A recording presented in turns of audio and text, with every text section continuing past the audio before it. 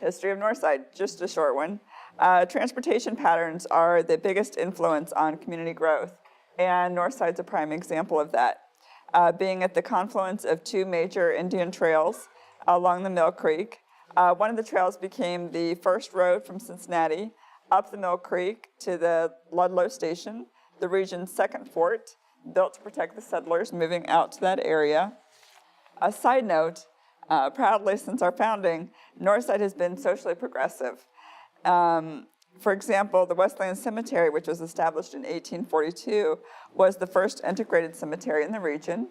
And Northside was recognized last year, actually 2 years in a row, for continuing to be a stable, integrated community. We became incorporated as Cumminsville in 1865, and after two rancorous attempts, imagine that, Northside being rancorous, two rancorous attempts to remain independent, residents finally acquiesced to be annexed into Cincinnati in 1873. And even in this picture, you can see the influence of transportation on development, with transportation centered around the rail line and the canal. Northside was Cincinnati's first commuter suburb, and as early as 1911 had 3 streetcar lines, 1 interurban passenger rail line, and 1 heavy rail line and canal traffic. These supported the economic development and growth until 1951, when they started dismantling the streetcar system. The 1974 construction of I-74 split the community, creating South Cumminsville to the south of 74 and Northside to the north, leaving the area with a poorly identified and extremely confusing interstate access system. I could get into the details of how the access and on-off ramps are spread all over with little to no directional signage, but since all that's changing, we'll just go over the traffic patterns later on and the expected results. Transportation's negative impact didn't end with that, though. By 1974, the Ohio Department of Transportation demolished more than 200 buildings, starting around the corner of Colerain in Virginia and going up Virginia Avenue, all in preparation for the Colerain Connector. This destroyed a thriving business district and displaced hundreds of residents. Additionally, they didn't build the project, but held the land without maintaining it for close to 30 years, until Northside, led by Stephanie and a couple of others, their successful battle to reclaim it for park and housing. It was 300 others. It wasn't just a couple. Well, that's true. When you do something in Northside, it affects the residents, and we have a tendency to pop up and make a statement. Obviously and arguably, the most important to the audience are our 3 with the greatest influence on actual development: the Community Council, Business Association, and CNCURC, Cincinnati Northside Community Urban Redevelopment Corporation. The Community Council is the governing voice of the community that the city turns to for reaction to proposed developments. It organizes citizens and has the responsibility to represent and support the majority opinion. Examples include organizing citizens to design the comprehensive land use plan, the land reuse plan for the Colerain Connector. It influenced the Board of Education to do Parker Woods Montessori, to change Schwab Middle School into Parker Woods Montessori. The American Can, it supported that development. It serves as a mediator also when the community is divided on a development. Some like it, some don't. So it serves as a great mediator. Northside Business Association has been instrumental in the main business district, in particular acquisition and development of parking lots, acquisition and rehab of historic buildings in the South Block. For example, Pallet 23, the Landman Building, and the Chop Shop, and actively seeks tenants for new development. CNCURC is the local nonprofit redevelopment corporation, working in collaboration with multiple city departments, including the police department. They identify areas where their purchase and renovation of neglected properties that are ignored by traditional investors can have the greatest impact on stimulating community revitalization, with the side benefit of reducing crime. Great side benefit, by the way. They also help create jobs and improve the economy by working with local vendors and community contractors. They work closely with residents, the Department of Building Inspections and Health Department to identify buildings that are at risk of further decay and to report code violations. They serve in an advisory capacity to the Community Council on housing and rezoning issues, and they advise the Business Association on business development opportunities and for-profit developers in the neighborhood for development opportunities there for rehab and residential owners about opportunities to acquire side lots. All of this work has earned them the 2006 MetLife Foundation Award for Community Service Initiative Award and the Hamilton County Go Green Challenge Award and other numerous city awards. And we don't want to leave out governmental bureaucracy's impact on either positive or negative, in particular those that have to do with infrastructure. The biggest negative example being the Colerain Connector, but a better way is the widening of Colerain, most recently where they removed dilapidated homes to widen it and then quickly returned the extra land back for redevelopment. And there are a couple of points with this slide. Research has repeatedly proven that communities with more social capital or stronger social bonds are better. Just in the past year, there have been at least 2 NPR stories that reported on studies of communities that were economically and racially the same as surrounding communities, but had lower death rates and lower crime rates. And the difference they determined was stronger social ties. Northside organizations don't work in a vacuum. They regularly share ideas and partner on projects and events. Most actively work to reach residents and business owners that haven't become involved yet. And honestly, I think this is our biggest asset, is the community working together. And one of our biggest community-wide projects was developing the comprehensive land use plan. The impetus for the first land use plan was, in 2006, was the city's first rezoning process in 40 years. We wanted to be prepared to respond with a land use plan grounded in an up-to-date and accurate vision for the community. Interestingly, we're starting our second update, or our first update of the land use plan, just when the city is working on their next rezoning process and introducing the land development code. The smart people that worked on the first one, Stephanie, Tim Jeckering, and Liz Bloom, that led the effort, they reviewed 18 previous plans for the neighborhood that were developed between 1970 and 2003. And the conclusion was that many of the plan's recommendations had been largely implemented. One that had not, but had been approved and adopted, was the land reuse plan for the Colerain Connector. So that was incorporated, and miraculously, almost all of the elements have been developed as stated in the plan. Let's see, the plan ended up being considerably more than just land use, and the comprehensive land use plan ended up being more than just land use, and because the residents felt that in order to truly improve the neighborhood, they must create an atmosphere of acceptance, civility, and respect. So recommendations were divided into 4 categories, the first being quality of life, then housing, commercial development, and green space development. And rather than get into specifics, I'll summarize what I think is probably the most important and relevant to you guys.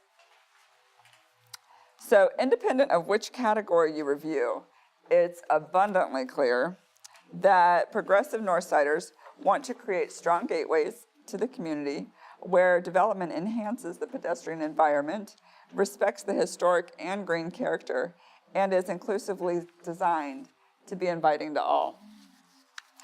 Specific to the commercial sections, the city's standard Euclidean zoning didn't quite work for the sensitive areas Northside has, where industrial mixes with residential. So significant effort on all was devoted to creating a designation that protected the land use as manufacturing, while at the same time satisfied the need to safeguard residents from the more noxious uses allowable in the manufacturing general zones, such as oil and gas storage, not what you want near residential. So seen here, it's the light beige that's surrounding the edge of the neighborhood. We want to ensure the best equitable and most efficient use of land. Northside recognizes that's not always commercial or residential, and that our industrial areas are an integral and vital part of our neighborhood. To use the mixed-use area south of Blue Rock as an example, zoning needs to be flexible enough to allow housing, light industrial, office, studio, and retail uses to coexist in the same blocks and sometimes the same buildings. The goal being to revitalize underproducing and obsolete spaces by creating mixed-use spaces that take advantage of existing significant buildings and the unique physical layout of the area. But where new construction is appropriate, and it quite often is, it needs to be consistent in scale, massing, and character with the existing streetscape. Millhouse is learning to do that with us because we make quite a large sound. Never forgetting our desires to make connections to and between our green spaces, preferably integrating new uses with green space, existing parts of the neighborhood, and the Hamilton Avenue corridor. Specific to housing, the plan was being developed about the same time as City West was starting, and the community-wide meetings didn't go 10 minutes without someone mentioning, but we need to make sure to keep housing for the poor. They need a place too. And someone else inevitably would say, but it needs to be quality housing. So we are always thinking about everyone else. Housing should also be clustered in order to preserve significant open space for community use and respect the integrity of the hillsides by being consistent with the Hillside Trust development practices and guidelines. It should incorporate the newest technology around energy efficiency and green building. It was also stressed that housing should accommodate seniors who want to downsize, intergenerational families, and people living with physical disabilities. Essentially, the desire is for a variety of quality housing with choices for a diverse group of people with mixed incomes. Which brings us to demographics. And Northside saw a slightly higher percentage of loss of residents than the city did since the 2000 census. But the percentage of single-person head of households rose at a sharper rate. The median income is just shy of $34,500, a little higher than the city's median. And the poverty and unemployment rate in Northside held steady, even through the recession, contrary to the city and nationwide trend. There are still proportionally more homeowners in Northside than the city, with our median home values increasing dramatically between 2000 and 2010, $73,600 to $110,600. And home values are still rising sharply in our neighborhood. 5 Northside units on the market in February were valued above $200,000. And one of the great things that developed from the first Northside Comprehensive Land Use Plan was its housing committee developed into Senkirk, which has done some amazing work with housing to revitalize the neighborhood. And Stephanie will fill you in on the rest. Good morning, everybody. Thanks for being here. One of the reasons Senkirk was organized was because we couldn't find any other solution to some of the housing crisis we had in areas where there was high rate of crime. So we focused first on Fergus Street, where the police said that was the hottest hot spot in our district, District 5, and decided the only thing that we could do to encourage development was to get rid of the corner grocery store, which basically supported all the illegal drug activity in the neighborhood. Later we would find that illegal drug activity was very well organized, far better than we were initially, and they were all members of a gang by the name of the Taliban. So with that, the city supported our efforts. We purchased a grocery store. That is the only person we've ever had to relocate, and thankfully for the rest of the city, she decided to go out of business. She took the money and ran, and she did not reestablish a corner store anyplace else. We also partnered with the Contemporary Art Center at the time. They were having the Home House Project, in which they were taking that across the nation, and they wanted individuals to take on maybe choosing one of the proposals and building it in their neighborhood. They thought we were new and inexperienced, essentially, and thought that was a great way to introduce us to new construction. They thought that we would not have any particular ideas in mind, so therefore we would be more open to unique design. What was interesting is when we tore down the grocery store, and before we ever broke ground on anything, there were 9 homeowners who were willing to take a risk and bought properties within a block, all 4 directions of that corner grocery store at the corner of Chase and Fergus.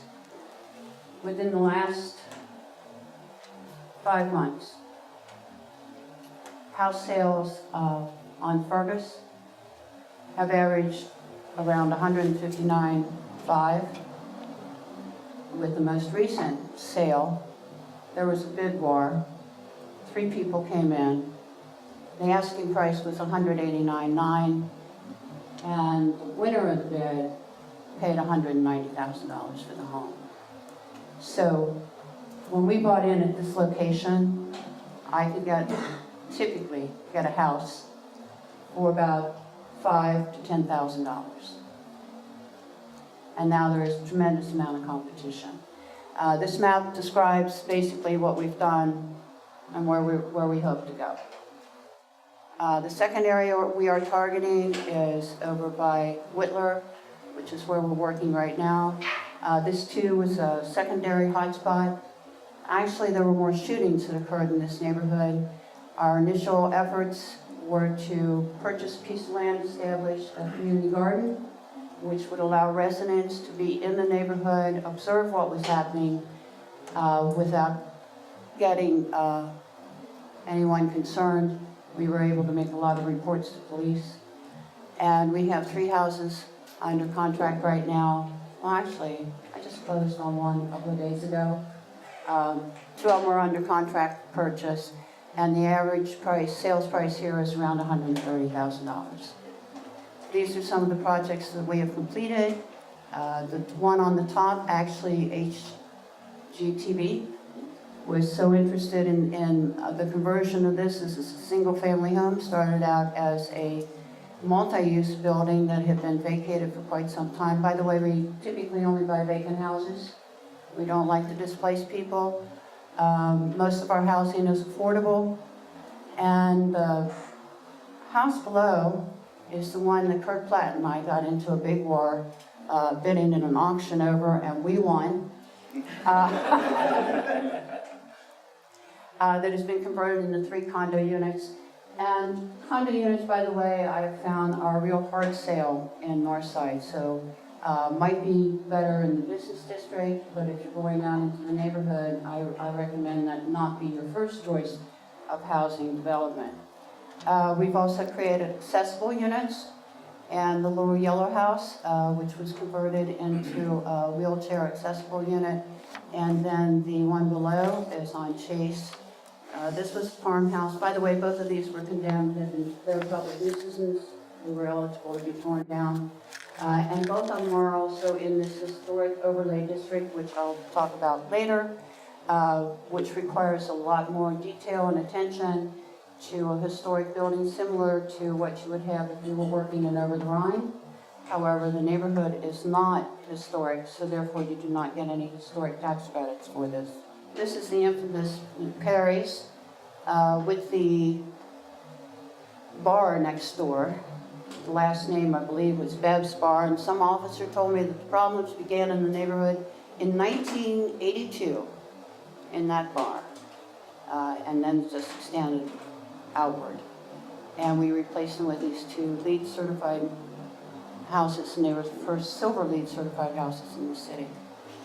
Our long-range goals are to increase amenities. There's a lot of things that we're missing in the neighborhood.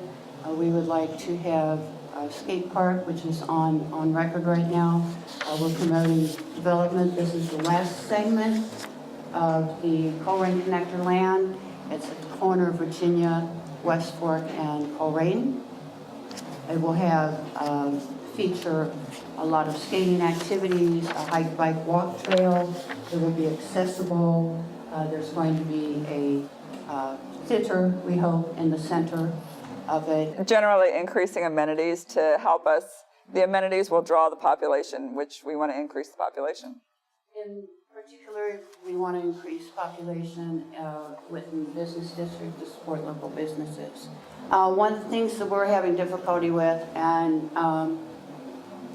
is that in some of the pockets where there's a considerable amount of residential properties and home ownership, we also have industrial owners who need additional parking.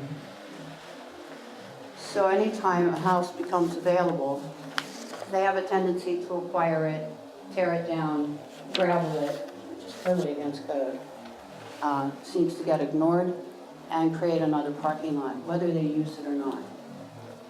And actually, in the 1948 master plan, if you read that, you would find that the city's initial plans for most of the neighborhoods along the Mill Creek was to eliminate residential altogether and create industrial corridor. So we've been working really hard to provide these types of projects within our community that attract a lot of different populations and serve the needs of a growing population that will be changing. One of the few elements to stress is that Northside's been a leader pretty consistently in being socially progressive and recognizing and wanting to respond to demographic shifts. And in '06, we stated in our comprehensive plan a desire for housing that accommodates seniors, the multi-generational families, and people living with physical disabilities. 5 and 6 years later, both the 2011 Plan Cincinnati Housing Study and the 2012 Hamilton County Housing Study call for neighborhood integrated, non-institutional housing choices for seniors and people with disabilities. And both mention the city's growing senior population. They also both mention the growing immigrant populations that have preferences for larger multi-generational households. The Hamilton County Housing Study also detailed the needs assessment, which indicated little or no need for new affordable housing construction. Rather, the study revealed a need and strong desire for applying contemporary housing features to redevelopment or rehabilitation projects, that this appeals to a broader audience, such as seniors, families with disabilities, and persons interested in energy efficiency, community amenities, and pedestrian-friendly streets. Essentially what we said in our comprehensive land use study, our plan 6 years prior. Projects recent and upcoming. Relatively recently was the Rockford Woods, which was a 2-phase project resulting in 54 single-family detached homes. Both phases were featured in City-Ramas. The second phase was completed in 2010 and was so successful that all the lots sold within 6 months. And lots have been built and are occupied still. The Northwind project. And Northwind was the first housing development on the reclaimed Colerain Connector land. This 7.1 acre development had 25 lots when Potter Hill began construction in 2010, and the starting prices of houses was $140,000. There are still a few lots available. The American Can Building, this 180,000 square foot underutilized historic manufacturing site is on roughly 2.3 acres and was converted to 110 apartments with 12,000 square feet of retail and office space on the first floor by developer Bloomfield Shawn and Partners. Within 6 months, all of the apartments were filled and they still have a waiting list. Inline development turned approximately 10 acres of mostly vacant land that Northside reclaimed from ODOT's abandoned Colerain Connector. into 57 lots, going from 22,000 to 38,000 each. We believe there might still be a few lots from phase 2, which is outside of this picture on the left-hand side. All of the ones that had been platted for City Rama were sold by its close, and the estimated sale price of the homes on those is between $170,000 and $300,000. And then a couple of upcoming projects. Bloomfield Shawn and Partners intend to use historic preservation tax credits as partial funding to turn the 50,910 square foot Kirby Elementary School that's situated on 5 partially wooded acres at the corner of Kirby and Bruce into 37 1 to 2 bedroom apartments, very spacious, large. They're expected to be really large apartments. The community enthusiastically supports their keeping the Rookwood water fountains and other unique features of the building. They've also discussed improving amenities that would be available to community use, such as creating a park-like front yard and encouraging and making the bus stop at the site more inviting, and all perfect in keeping with the expressed Northside land use plan desires. They intend a second phase of up to an additional 40 residences based on market demand. And then this project was initially proposed as a 3 to 4 story building with 12,000 square hundred feet of commercial space and 140 1 to 2 bedroom apartments running at $700 to $12,000 a month. The initial charrette involved 40 people discussing architecture, materials, public space, sustainability, and traffic. The themes and concerns that were repeated often, melding the modern and historic, the vehicular access, long-term sustainability, and the units being handicap accessible or at least visitable. The most recent presentation to Community Council indicated 4 stories along Hamilton Avenue and the first part of Blue Rock, essentially the mixed-use section, and residential is only 2 to 3 stories and 102 apartments. The number of units were reduced due to transportation encroachment resulting from a proposed metro hub across the street.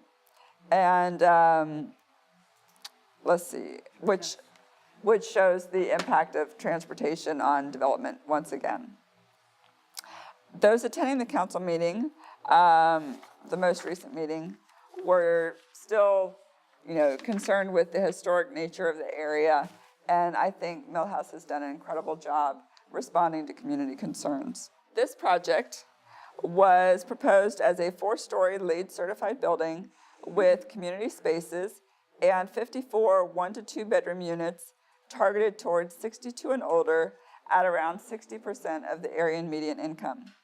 It's located on the southwest corner of Knowlton and Matt Anthony, and they're also working to provide transportation services, social workers, and an in-house clinic. At the community, the expressed concern was that the building would dwarf the 2-story houses across the street on Matt Anthony, and they wanted assurances that all the units would be fully accessible, and they enthusiastically supported the LEED certified plan. To address the sheer size of the design, residents suggested building 2 to 3 stories at the street and then stepping it up further back, or 5 stories along the side that's closest to the American Can building. And they urged the developer to contact the residents across the street on Matt Anthony for their input, because if they didn't have a problem with the 3 stories, then go for it, 3 to 4 stories. And Stephanie will fill you in on all of the opportunities. Most of our opportunities are the result of the Moving Ohio Forward funds and working with the Port Authority. Currently, 4528 Hamilton, the old Northcliffe Apartments, is a relatively large complex for Northside, and it's on 1.474 acres, includes a lot next door. But I believe that the Port Authority is looking for a developer of this land. It's on Hamilton Avenue, and it's a fairly large site. This is 4000 Coleraine Avenue, and it's also known as the Farmers Hotel. we are trying to preserve this piece of history. It is the last remaining building relating to Porkopolis when Cincinnati was a famous pig town. We have made it through historic preservation, going before the Planning Commission today, of that they will designate it historic. From there, we're hoping that we'll have some help from the local institution to stabilize it at least, and force foreclosure on the property owner who refuses to take care of this building. After that, we hope to find a developer who can make this into a reusable building, possibly a centerpiece of a new business district. Kirby north of Memmer, there's a lot of land out here. Kirby is relatively flat, he has a slight grade up to College Hill, but once you get past Ash Tree and actually past Memmer, really, there's a lot of developable land. It has mixed zoning, which we hope to correct. It's primarily residential, close to 16 acres of land. I'd say maybe half of that is flat. Some of it is actually for sale, and it would be an ideal place to consider additional housing in the neighborhood. This is my favorite, primarily because it's been such a great tool. It's new. It gives us the opportunity, which we have been doing a lot of, and that's working with independent developers. There are several in the neighborhood who have the same intentions that we do, and that's to stabilize the community. It gives us the opportunity to basically preserve houses that could be eligible to be torn down by finding and locating a developer who's willing to take it on and create it into housing. It gives us the opportunity to acquire side lots where houses have been destroyed to the existing adjoining property owners, as well as for us to pull houses that would be eligible for demolition and rehab them ourselves. If you find a house that's on the list and you have a real desire to preserve something semi-historic, I would approach the Port Authority and express your interest.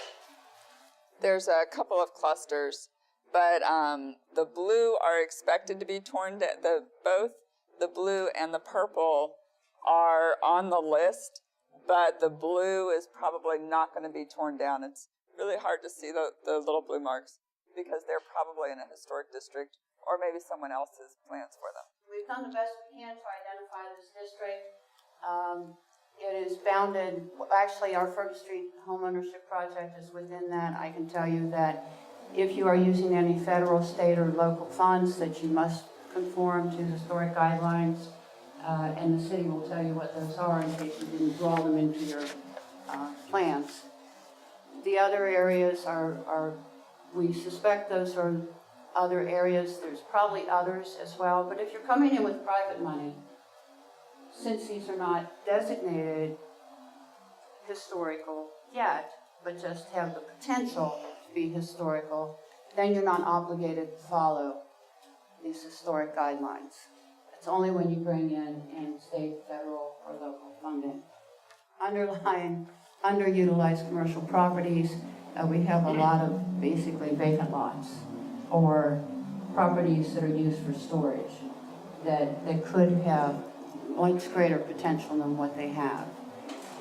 This lists the locations where we feel there is a lot, and this is basically business development, by the way, either commercial, retail, or industrial development.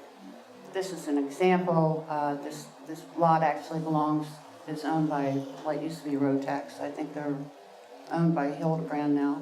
Well, the general area is from along Dane.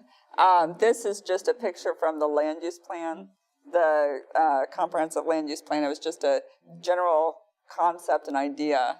So, mind you, where that pond is, and I guess that's supposedly residential, those yellow houses. That's where Queen City Burial is currently located. So this wouldn't apply, but the area would be like across the street. That's vacant lots. This is currently... that parking lot I mentioned earlier. Yeah. And the pond is not there either. There's actually a thriving industry building. But it is, that area is being revitalized, and people are investing in the houses, that house was actually on the list to be demolished, wasn't it? It could have been. One of the things we did with buildings that were on the list for demolition recommended by the city of Cincinnati is that because how Sinclair worked in the community, we understood that there were people working on trying to develop these houses and just hadn't gotten off the ground yet. So it's like I called everyone and I said, hey, you know, your house made it on this list. Please call the Department of Building Inspections. Make sure that you let them know you have a plan, you're going to do something with it, you know, because we don't want to see the building come down. This particular building, we had asked the city several years ago to acquire it before it went to the land forfeiture sale. We basically saved it from being sold to a less desirable developer. And then actually over the course of time, because it really wasn't in our project area, but it's a gateway entry into the residential area from the industrial on the east side of Northside. So one of the things that we did is when someone would approach the city and say, hey, you know, how do you feel about us selling this to so-and-so? Well, if we knew that so-and-so was a less than desirable property owner, we were able to say no. And the last property owner actually, as a small developer in Northside, is with 8K Partners, who purchased this and redeveloped it into his personal home. Again, this is an area that is primarily zoned commercial. It's also underutilized. I don't know, Bill's B&B tire space is still up for sale. Lots of trucking parks. The downside is this is our gateway entrance. This is what people see as they're coming into our neighborhood. It's not exactly the most desirable first impression that we'd like to make. And then this is, again, on our way through and into our neighborhood. It's technically a used car lot, but that's what's actually there when you get close and see it. So definitely what I would call underutilized. The dually bypass. Dually bypass area is also basically commercial industrial zone area where we would like to see repurposing and better use of the property. You'll notice that the entire Williams Dually bypass area and Spring Grove that you saw earlier is along Mill Creek. That will have an impact. I'll explain later.